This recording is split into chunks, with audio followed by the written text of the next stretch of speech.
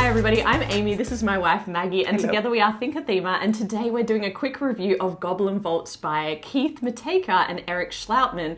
And normally we don't do full reviews of small box games, but I was so taken by this game, and so I thought let's put together a quick video and explain to you why I liked it so much. So usually anything fantasy, we tend to be like, nah, not all that into anything kind of goblins and creatures and things. Again, no, Goblin Vaults, we saw the artwork and we're like, this is not going to be a game for us. Not for us. So initially we're like, no, this is a pass. We judged it by its appearance. We did judge a game by its cover. Yeah. And we should not do that. We should not do that. But we actually did end up trying it, and lucky thing we did. Well, I'll tell you a little bit about the theme. In Goblin Vaults, as the name suggests, we are goblins trying to stash goodies into our vault. But the thing that you don't really get a sense from the artwork at all is we're actually in prison. So this is like goblins in prison, just playing games with each other to win gears. So there's like these little gear tokens are the currency. And so we're going to be bidding for all these different goods and stashing them into our little vaults. Why? Because, the way to pass the time in prison, I guess. So basically, prison hustlers. That's what's happening. Yeah. Okay, well that's enough about the theme. We're kind of enough about board gamers in prison, Just why do you need to win a board game if nothing happens? Just because, just because. But that's enough about the theme, because this game is all about the mechanics, and that's why I love it so much. So this game is a really unique blend of mechanics, actually. If you enjoy trick-taking, you'll notice that there is a lot of trick-taking elements here, but it also blends really well with this tableau building idea and a very core auction-based mechanic. So let me explain a little bit about how each of these work. Here's how a round would play out in this game. So I would choose from my hidden cards a card that I want to use as my bid for one of the 3 cards that are up for auction this round. So imagine I want to go for this red 4. I might play this 10 yellow card. Now 10 is a high number in this game, and so I'm putting that there to try and lock in the fact that I will win this 4. I put my marker on it to show that it's my bid. Now on Maggie's turn, she has the option of either bidding on this 4 or going for one of the 2 other cards that are up for auction. Now, she looks at this and thinks, well, I can't beat Amy's 10, and so I can do one of 2 things. I can either play a trump card. In this game, we have a warden card. That's the trump suit. So in this case, it's a lantern card. So Maggie could play a lantern card here of any value and beat my 10, which means she would get this 4. But instead, she decides to underbid. So that's the interesting part of this game. If Maggie underbids here, she is going to put her marker on it, of course, but she also has to pay 1 cog to the winning card. So she will place that there. And now what happens is, imagine everybody around the table has had a chance to play 1 card. We resolve each of these auctions individually. So let's ignore these 2 for now and play out what happens here. I have the 10, which is the highest card here. There's no trump suit, so I would win this 4. This 4 is going to go into my tableau, which I'll explain a bit about later. Maggie, however, because she was not the winning bid, she gets to keep the card she played.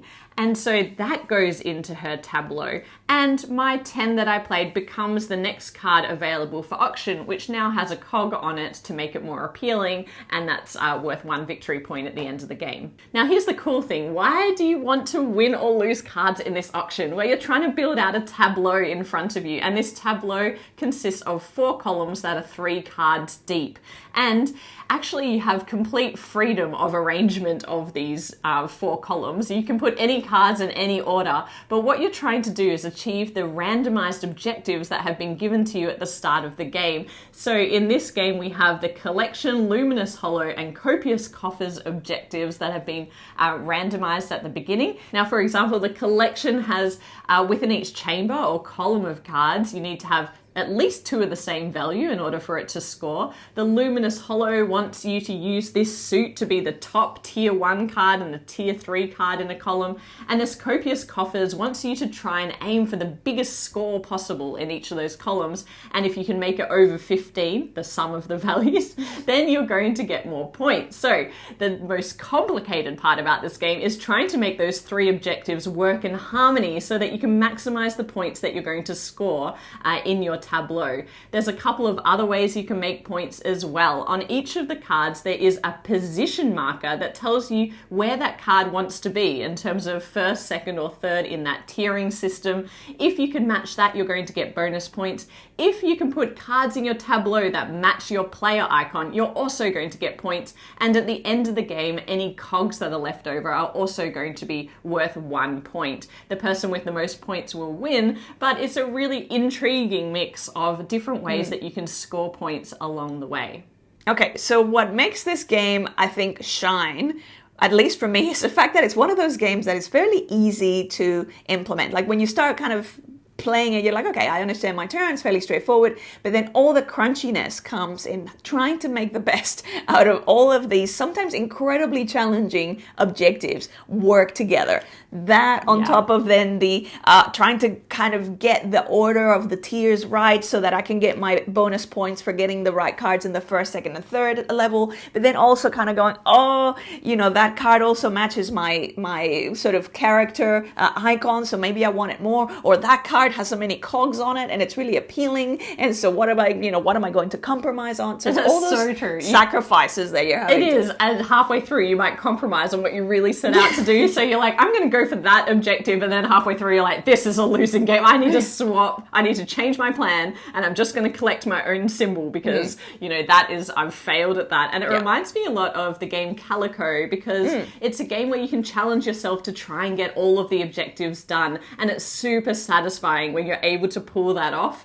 So you can get a card, you win the card that's just right, it's in the right position, it has your icon on it, and it's going to give you points for one of those end game scoring cards. So it also liken it a little bit to a game kind of from the same publisher, same world, which is Cartographers, where you have multiple objectives. Yes, they change every round, but you're still trying to make sure that your map can tick the box on all of those things. So it's about balancing off all of the objectives. Now, the other big thing that I love about this game is really the blend of mechanics. It just works buttery smooth. It just all works together so well. And I haven't felt that way about an auction bidding game since Nidavellir, which as soon as I played it, imported it from France, and rest in peace, Serge Leger.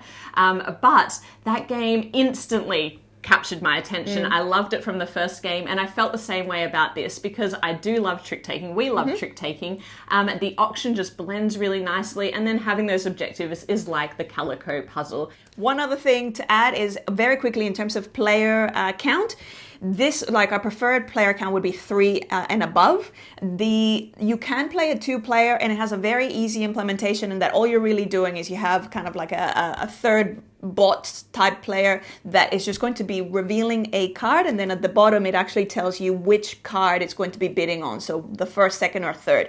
Very, very simple. It's just going to make this the bidding area a bit more interesting. You can also play it solo. The solo is the exact same thing, except the bot is going to be it's going to kind of be taking a turn on either side of the solo player. So very, very easy, very, very fast. Still, because the bot is not trying to go after the objectives, it can be a bit random, but it is a very simple and elegant way of trying to just with minimal effort implement a bot player. But for me, this is not a game I'm getting out for 2 players. It's 3 and above. It's auction. I don't like any kind of facilitation, but in this case, it's a bit random in the way that it's going to be bidding on these cards. So for me, the game really shines. And for any auction game, 3 players and above is the sweet spot. So if any of those things appeal to you, then I think you will really enjoy this game. Don't let it fly under the radar. I have to say, though, there is no theme.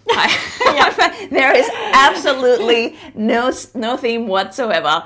This could literally be anything. So themers beware, but thinkers pay attention. You might want to grab this card game. I appreciate the effort that went into the backstory, but when you're playing this, it's literally just suits and colors and numbers, and that's it. Music to my ears. If you enjoyed this review, please hit like, subscribe to the channel if you haven't already, and we'll be back with more board game content soon. But otherwise, bye for now. Bye.